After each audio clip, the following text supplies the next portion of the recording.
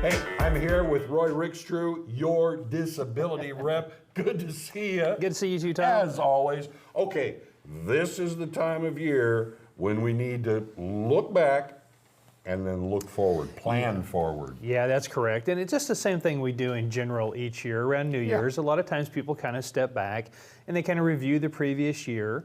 And in the context of your Social Security case, it's an important time to kind of look back and see what you've done, what you haven't done, kind of look at the status of your case overall. Yeah. Maybe renew your efforts, right? A lot of times at New Year's, we kind of hunker down and we recommit to things and we have a renewed energy and we kind of take on the new year. It's a great thing to do with your Social Security case as well. Well, yeah, I mean, we always think of, well, I'm going to exercise more, I'm going to do this, and we forget, you know, like the Social Security disability, finances in general sometimes. Right, right. And it's an opportunity to kind of reflect and regroup as well. And you're absolutely right. A lot of times, you know, towards the end of the year, we can kind of step back and look and say, hey, look, you know, maybe I wasn't real active in this, or I didn't push this, or I kind of got complacent and kind of set back on my heels and just kind of watched this process. And when we talk about Social Security disability, obviously you want to be very proactive.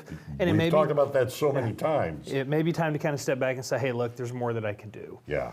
And it's the same thing, you know, we want to kind of prepare for a better year going forward. So financially, that's hard for people that are trying to pursue disability. It is. A lot of times I have folks that talk about going back into the workforce or working part-time. They don't get good advice a lot of times from the agency or from other representatives on that.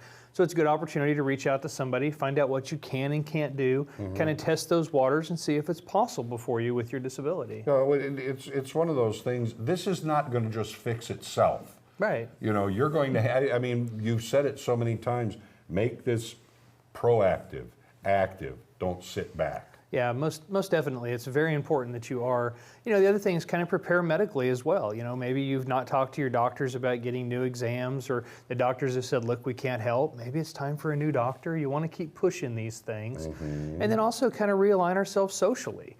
Reconnect with friends, kind of build a better support network. It helps people through Social Security disability and that tough time to have that support network. Yeah. Maybe reconnect with some of the people that maybe you've lost contact with. And then of course physically too. Okay. Yeah, and you know what you can do physically, you know, a lot of times people pick up yoga or acupuncture or chiropractor. Maybe you try something new to try to manage your health than what you did last year. Is that something you really need to consult with a physician? Don't say, I'm going to try yoga. Oh yeah, most definitely. Yeah, bounce it all through. I mean, if you got bad back conditions, you don't need to be bending up like a pretzel, obviously. Exactly. But you know, talk with the doctor, see what options are out there. Maybe there's something that'll help.